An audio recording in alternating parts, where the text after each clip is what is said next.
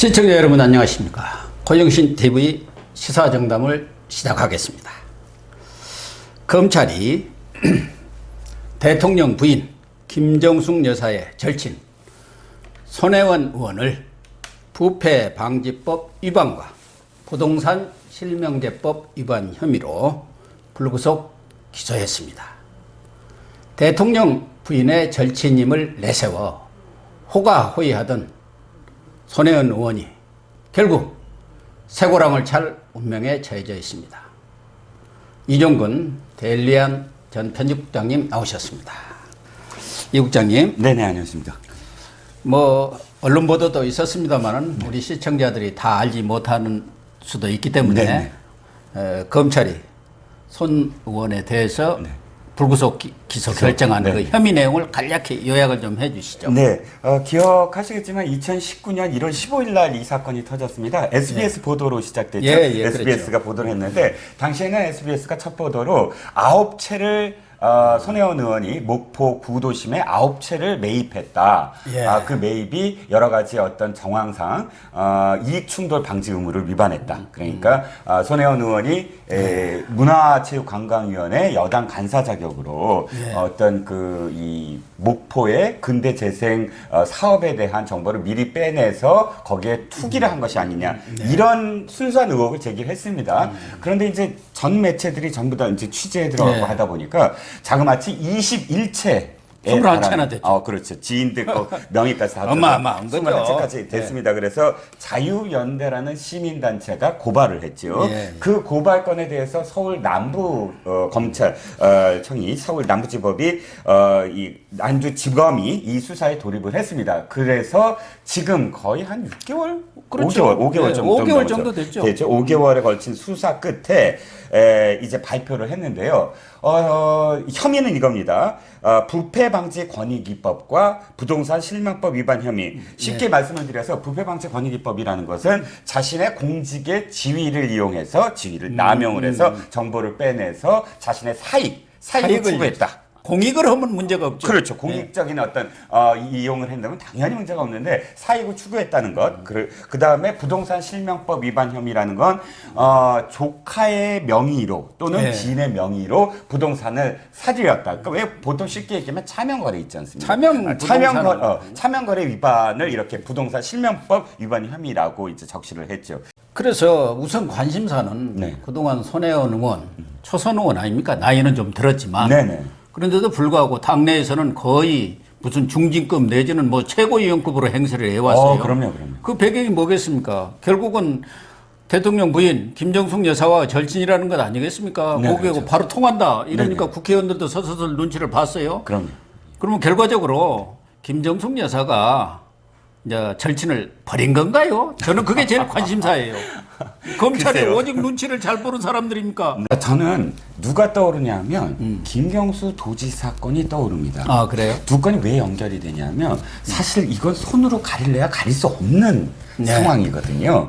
한 가지 이쪽 말씀만 잠깐 드리면, 손혜원 의원 것만 말씀드리면, 이때 이게 드러나니까 투기가 아니라 투자다. 아니 그걸 살리기 위해서 투자를 한 거 아니냐라는 목소리가 있는데 2018년도, 그러니까 2019년도에 문제가 됐잖아요. 2018년도에 목포시 의회 의정활동 보고서에 보면 시의원들이 이렇게 물어요. 시에다가 유명한 정치인이 만호동 일대에 그 땅을 매입하고 막 건물을 매입하는데 이거 부동산 문제 있지 않느냐 그랬더니 시에서 이렇게 답변을 합니다.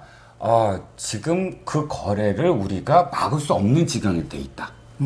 즉 투기라는 상황. 또 유명 정치인이 누굽니까? 당연히 손혜원 의원이죠. 손혜원 의원이 이렇게 그 사들이는 것에 대해서 목포시도 또는 시의원들도 문제가 있다라고 보고 있는 거예요. 투기라는 점으로 이미 그런 어떤 상황이 흐르고 있고, 이미 그 보도 내용을 우리가 모든 사람들이 지켜봤을 때 이건 문제가 있다라고 여겨지잖아요. 그건 투기지. 누가 투자라고 생각하겠습니까? 문화재 보호를 위한 투자라고 생각하는 사람이 누가 있겠어요? 정신 나간 사람이 아니란. 당연히 이번에 덮으면 어떻게 될까요? 정권이 바뀌었을 때는 당연히 이건 다시 털립니다. 그렇죠. 털릴 수밖에 없는 상황이죠. 그랬을 때 우리가 사실 교수님이야말로 진짜 뭐 정치 그 기자로서 정말 그 다 지켜보셨는데 이런 상황이 왔을 때 또는 드루킹 사건 같은 사건이 터졌을 때 이런 상황들을 김경수 지사나 혹은 손혜원 의원이 완전히 뭐 아니다라고 직접 나서서 난리를 쳤잖아요. 네. 난 김경수 지사 사건도 이해가 안 가는 게 불리한데도 불구하고 이 주말 딱 지나자마자 월요일날 자기가 먼저 나서서 내가 만났다. 그게 뭐가 문제냐 하고 도리어 더 화를 내듯이 이 기자회견을 했거든요. 저는 이것을 어떻게든 처음에 충격을 완화시키겠다 하는 목적이 전 또 있다고 봅니다.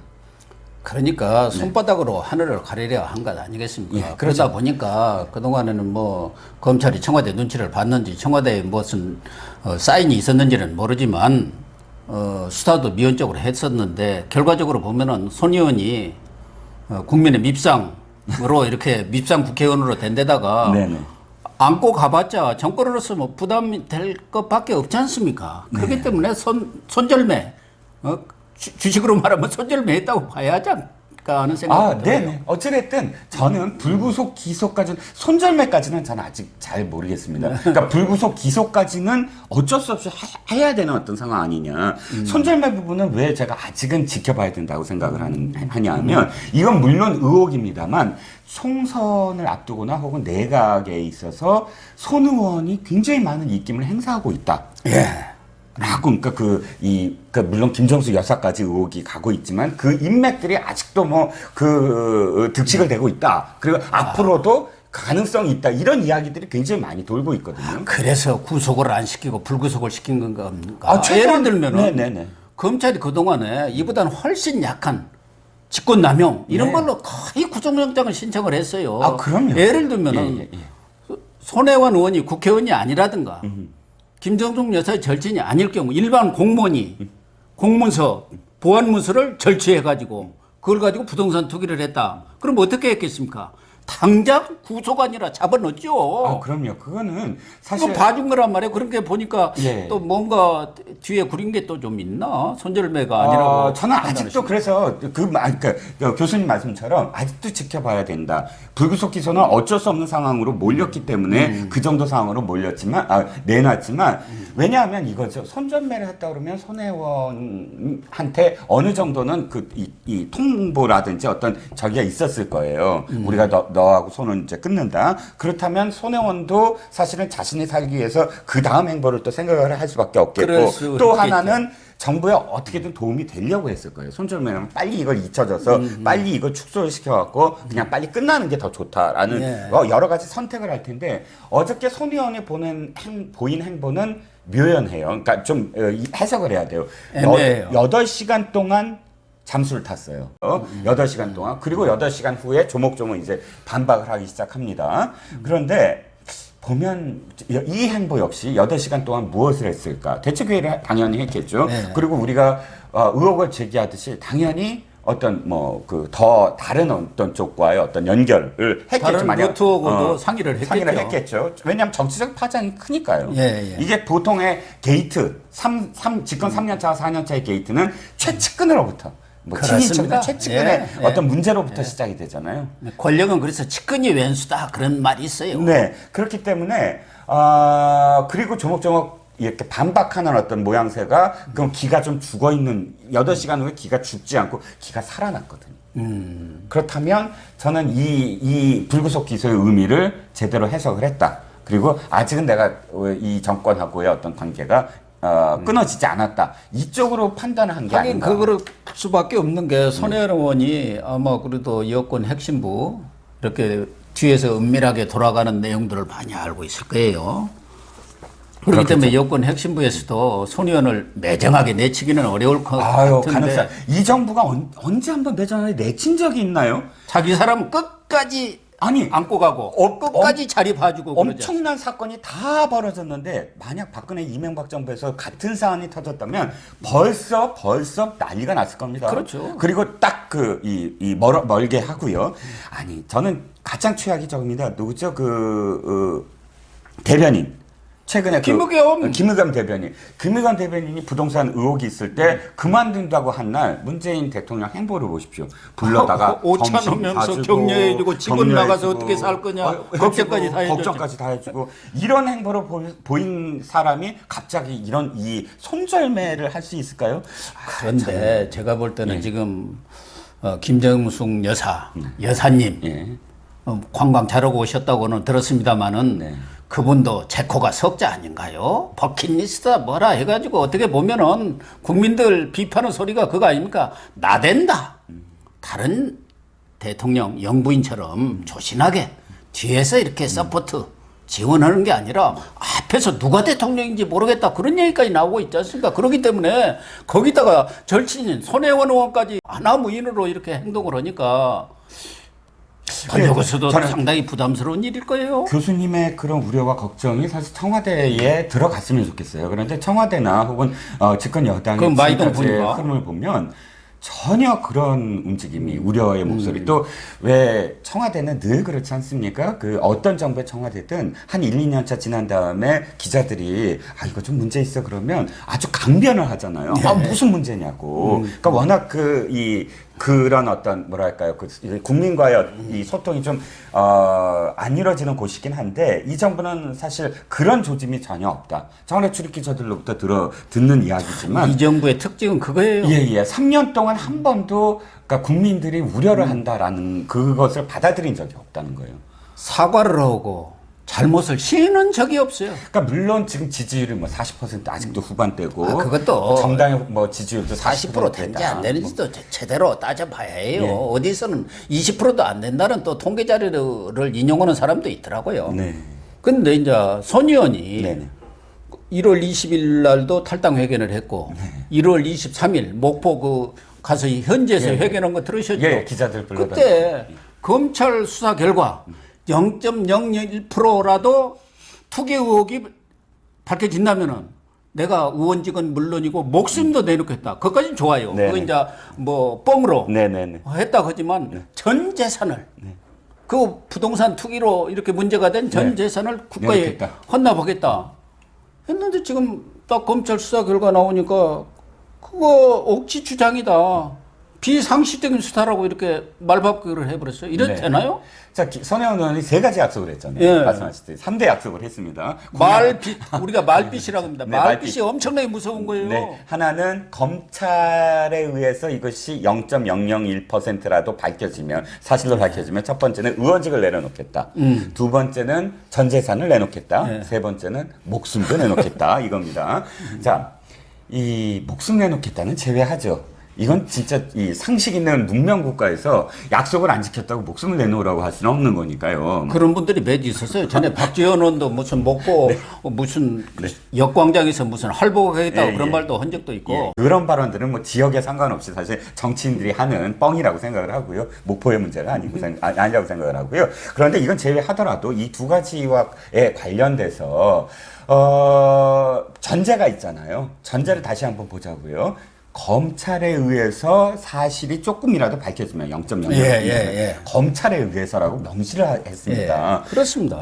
그러면 지금 검찰이 지금 발표를 해서 기소를 했다는 건 뭐죠? 불구속이 중요한 게 아니라 그건 차치하고라도 기소를 했다는 건 혐의점이 있어서 재판을 해서 이것을 밝히겠다. 형사 사건이잖아요. 이게 민사 사건도 아니고 형사 사건을 해서 주체가 검찰, 즉 정부가 되는 거죠. 검찰은 어쨌든. 그러니까 실질적으로 너는 죄가 있어라고 검찰이 지금 공표를 한 거죠. 그렇죠. 5개월이나 수사해갖고 그것도 어떻게 보면 줄여가지고 이건 어떻게 빠져나갈 구멍이 없다. 그래갖고 내놓은 거 아닙니까? 내놓은 것도 보완 자료. 아까 보완 자료 설명을 좀 드리면 보완 자료라는 건 공개되면 아니 될 자료죠. 그 자료가 보니까 이거 두 가지 있더라고요. 도심 재생 사업 자료. 이거 도심 재생은 사실 목포만이 아니라 근대 문화 유산이 있는 그러니까 우리가 이 조선 시대 이전의 문화 유적과 관련해서는 이미 굉장히 이 법이 관련돼 있어서 어떤 유적이 발견됐을 때 바로 그것들을 문화재 관리법에 의해서 진행이 될 수 있는데 근대 문화 자료라는 것, 최소한 한 100년 이내의 어떤 그 근대 문화 유산은 사실 관련법이 좀 미미했어요. 그렇죠. 그렇기 위해서 도심재생 사업과 관련돼서 그것들을 어떻게 살려낼 수 있을까라는 어떤 부분, 또 도심재생 뉴딜 사업 공모계획 자료, 이 두 가지 자료인데 이것이 목포가 해당이 된다. 그래서 목포시에서 이 추진하던 어떤 사업이었어요. 이것들을 지금 두 가지 자료를 사실 국회의원들은 달라고 할 수가 있죠.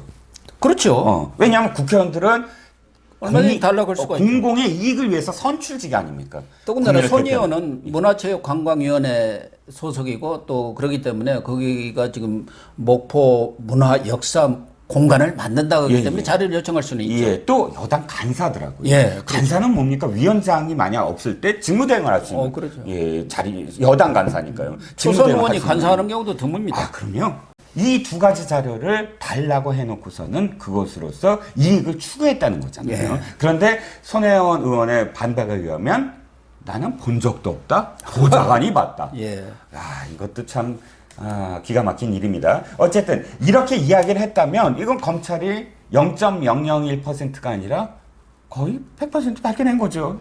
아니 손 의원이 자료를 본 적도 없고 보좌관이 보관하고 있다고 했는데 그러면 자기가 산 21채 그게 어디 다른 쪽에도 있어야 할 거 아닙니까? 네네. 근데 그 문화공간 그 자료 그 안에 재생 있는 계획을 세운 그곳에만 21채가 있었다는데 안 보고 어떻게 귀신입니까? 관심법.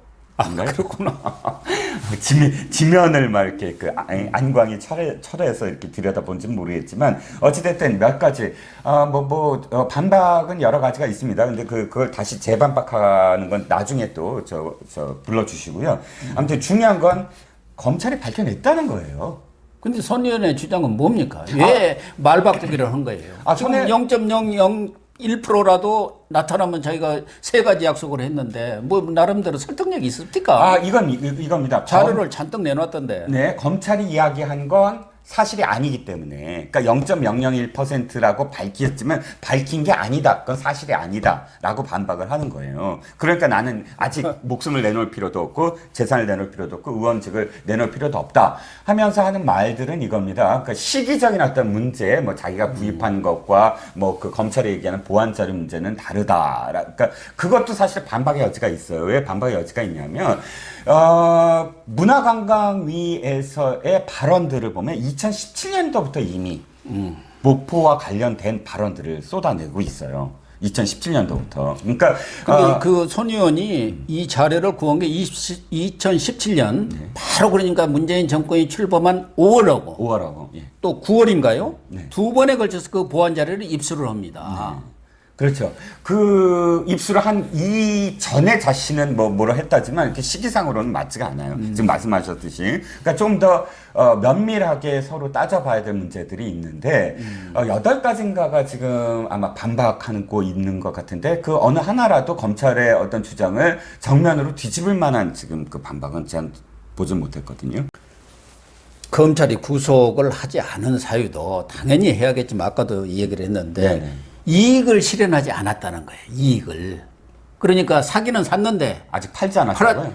그게 말이 되는 소리입니까? 결국 그걸 뭐 팔면은 이익이 실현되는 거 아닙니까? 지난번에 김의겸 전 청와대 대변인 때도 마찬가지 아닙니까? 네네. 그 엄청난 건데 아직 이익이 실현되지 않았으니까 수사 자체도 안 한 거예요.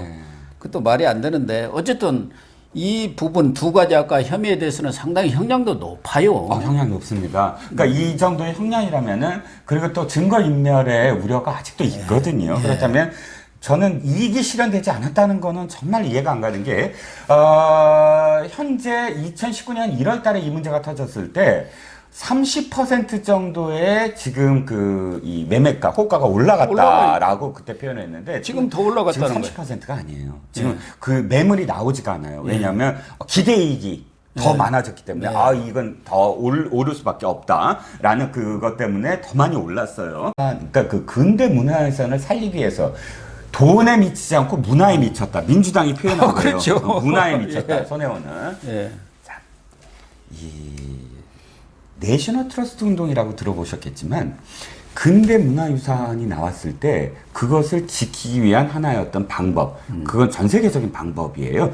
예. 그러니까 내셔널 트러스트 운동이라고 해서 국민들, 시민들, 구민들이 거기에 그 하나의 어떤 재단을 만들고 그 재단에 돈을 기부를 해서 그 재단이 그것을 매입을 해서 공공의 목적으로 계속 관리를 하는 것. 이게 내셔널 트러스트 운동이거든요.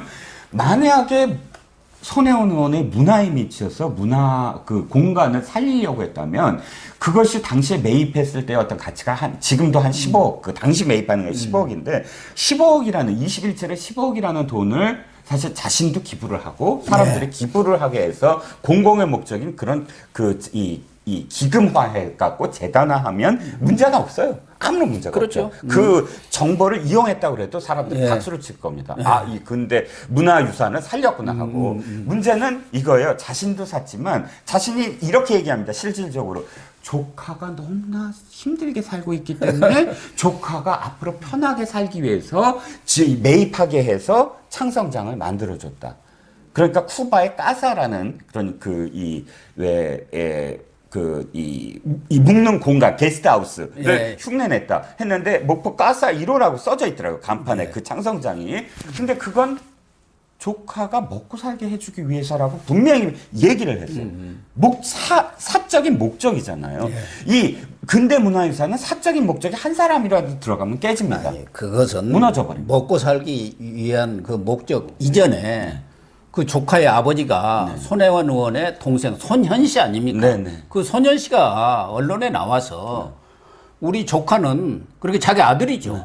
아들은 그 문화재라고 말하는 그 창성장 그걸 가본 적도 없고 알지도 못하는데 갑자기 손혜원 때문에 투기꾼이 됐다.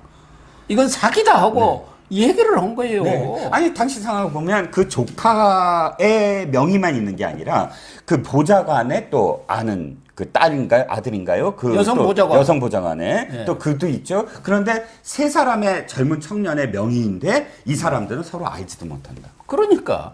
그리고 거기에 보면은 검찰 수사 결과에도 나와 있지 않습니까? 그 부동산 창성장을 사게 된 그 물세, 또 구매 과정, 앞으로 용도 사용 계획 이런 것까지를 소년이 다 주도를 했을 뿐만 아니라 취득세라든가 등록세라든가 또 증여세 이런 것까지를 전부 소년이 자기 돈으로 해줬다는 거예요.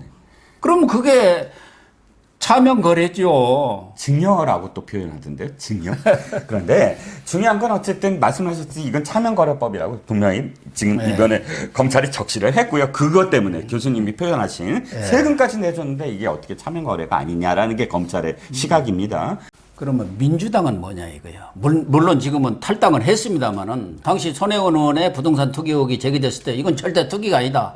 아까 이 국장님 말씀하신 대로 손 의원은 문화를 사랑했지 돈을 사랑한 사람이 아니다. 그렇게 적극적으로 옹호를 나섰고 초선 의원의 탈당 회견에 당시 홍영표죠. 원내대표가 호위무사로 동서까지 했어요. 우리 손 의원 탈당을 적극적으로 만류했는데 이렇게 탈당한다고 해서 제가 여기 나와서 동서까지 했다. 이렇게 뭐라 할까요? 변명까지 해줬지 않습니까? 근데 지금 꿀먹은 벙어리예요. 왜 그러나요? 아니, 당시에 교수님 기억하시죠? 제가 왜 자꾸 미소를 뜨냐 그 장면이 떠올라서요. 손혜원 의원이 초선 의원이 원내대표 등을 두들기면서 아유 잘 왔어. 아유 뭐 수고했어. 거의 그 느낌으로 등을 두들겼습니다. 상상을 못하죠. 이것도 다시 정치부 기자 생활 하실 때 탈당의 의미는 뭐죠? 탈당 기자회견의 의미는 누를 끼치지 않겠다는 거잖아요. 그렇죠. 당에. 그건 공당의 어떤 그 소속 의원으로서 마지막으로 그 당에 대한 어떤 바른 자세, 최선의 태도죠. 그런 태도를 만약에 보인다면 그건 끊는 거잖아. 인연을 끊는 거잖아. 인연을 끊는 자리에 홍명표 원내대표. 그러니까 딱 내가 원내대표로서 지금 이 의원의 탈당은 뭐다 이렇게 표현하는 게 아니라 그냥 발언도 못하고 그냥 옆에 그냥 배석한 한 의원의 느낌이었다는 거예요. 기자들의 표현에 의하면. 그렇게 그 원내대표를 당황하게 만든 이유가 뭘까? 그리고 또 탈당의 의미조차도 완전히 그냥 희석해버렸잖아요. 아무런 의미 없이. 그 힘이 뭘까? 당연히 이건 김정숙 여사. 내지는 친지, 예. 가장 친한 친지에 대한 배려? 그거라고 외에는 달리 해석할 길이 없어요. 그러게요. 근데 저는 이제 하나 우려되는 것은 어쨌든 여권 입장에서는 자기 팔을 하나 잘라냈어요. 손혜원 의원을. 그렇다고 한다면 지금 윤석열 지금 검찰총장 후보로 올라가 있습니다만 뭐 사실상 되는 것 아니겠습니까? 뭐 네. 특별한 사연이 없는 한. 그렇죠. 그럴 경우 이게 저도 뭐 여러 차례 이 방송에서 얘기했습니다마는 총선을 앞두고 정치권 사정에 어떤 신호탄이 될 수도 있겠다. 특히 네. 한국당에도 김성태 전 원내대표 딸 KT인가요? 그 특혜 취업 네네. 문제가 지금 걸려 있는 특혜 취업 등 여러 의혹. 가지 지금 검찰이 갖고 있는 카드들이 많을 거예요. 아, 그럼요. 예. 그러니까 우리 손혜원 의원도 뭐 원칙대로 법대로 처리하겠다. 그러면 문제가 되는 것들 그렇게 하겠다는 혹시 사정정국으로 가는 거 아닌가 하는 그런 느낌도 받아요. 사실 그럴 가능성이 굉장히 높았던 게 김성태 의원의 그 의혹도 사실은 지지부진 시간을 예. 좀 많이 끌었다. 끌었죠. 그러니까 그때 드는 어떤 의혹들은 이게 한꺼번에 어떤 타이밍을 보고 있는 거 아니냐. 또 그렇죠. 다른 것들도 많이 있는 게 아니냐. 당시에 김성태 의원 말고도 사실 강원랜드도 예. 아직도 그 사건 마무리된 거 아니에요? 마무리되질 않았어요. 몇 가지 우리 저 교수님도 아시는 어떤 지금 우리가 이야기하는 그런 사건들 이외의 어떤 또 사건도 있을 수 있고 이런 것들이 왜 이렇게 미적거릴까 한꺼번에 사실 또 나오지 않을까. 그럴 때 희생양이 언제나 필요하잖아요. 이럴 때는 꼭 이게 좀 여당 한 명, 야당 한 명 딱 뭐 여당 누구, 야당 누구, 여당 중진이면 야당 한 서너 뭐 이런 식의 어떤 균형치가 언제나 작용했잖아요. 이게 손혜원은 초선이지만 여당으로 보면은 여권으로 보면 아주 최고 중진입니다. 아, 그렇죠. 거물이죠. 거물. 이쪽에 야당 쪽에는 한 대여섯 명이 지금 떼거지로 줄줄이 묶일 수 있는 묶일 가능성이 있다고 저는 보고 있어요. 그런 사정 정국은 언제나 있어 왔잖아요. 언제나 있어 왔고 총선 정국에서 또 하나의 또 모멘텀이 될 수가 있고 또 그럼으로써 공천이 또 이렇게 이 어떤 방향이 또 바뀌게 되고 뭐 그런데 저는 충분히 또 가능성이 있는 시나리오죠. 마지막으로 좀 따져봐야 할 것은 지금 손혜원 의원 건은 그 부동산 투기건도 있지만 아버지 손영우 씨에 대한 특혜 서운, 보훈 이것도 지금 수사 중이에요. 검찰이 이건 아주 지지부진 정도가 아니라 뭐 군배인 기어가듯이 수사를 하고 있는 사안 아닙니까? 손영우 씨의 경우는 남노당 활동을 한 건 다 드러난 거고 또 월북했다는 것은 손 의원 자신도 얘기를 했어요. 그런 사람들은 줄 수가 없는 거예요, 서운을. 근데 그걸 바꿔가지고, 피우진 보훈처장이 손 의원 사무실까지 찾아갔던 거 아닙니까? 그 후에 이걸 규정을 바꿔가지고 손 의원을 건국군자인가를 주었어요. 그래갖고 지금 부친. 국민 세금으로, 부친한테 주어서 국민 세금으로 연금까지 주고 있습니다. 그 120만 원인가 돼요. 이 부분 수사는 왜 이렇게 지지부진하는 겁니까? 당연히 이게 지금 그 부동산이랑 똑같은 사건이에요. 저는 왜 똑같은 사건이냐면 부당한 직위를 이용한 부당한 압력, 사익을 추구해서 사적 자신의 부친을 훈장받기 위해서 그 공무원들을 불러내고 직접 불러내서 그 왜 국장 훈장을 추수하는 국가보훈처의 국장이 직접 찾아오고 아니 피우진 보훈처장도 직접 찾아갔잖아요. 의원실에 찾아간 2번이나 그렇게 찾아간 이유가 바로 이 자신의 아버지의 훈장을 추수하는 일이었다면 그래서 원래 규정상 안 되는 일을 이렇게 훈장을 추수하게 했다면 같은 이 사유로 사실 혐의가 있는 것이죠. 근데 이것은 손혜원 의원뿐만 아니라 피우진 보훈처장 이분은 지금 김원봉 서운 문제로 뭐 정부가 보호하고 있는지는 모르지만 당연히 이 피우진 보훈처장도 수사를 받아야죠. 당연하죠. 아직은 근데 왜 검찰 수사도 안 됐죠? 안 되고 있어요. 손혜원 의원 부친이 6번 신청을 했는데 떨어져 갖고 7번째 된 거 아닙니까? 자신이 국회의원 돼가지고 지금 된 거란 말이에요. 그렇다 한다면은 이 부분에 관해서는 손혜원뿐만 아니라 피우진 보훈처장 뭐 실무자들은 불러서 조사를 했다고 하니까 지켜봐야 하는데. 제가 볼 때는 피우진 보훈처장도 뭐 이번에 피해 간다고 피해 갈 일은 저는 아니라고 봅니다. 또 하나 기억나는 게 그 문서. 그 등록하는 문서도 사실은 제대로 등록하지 않고 라디오 전화로 뭐 통보를 받았다.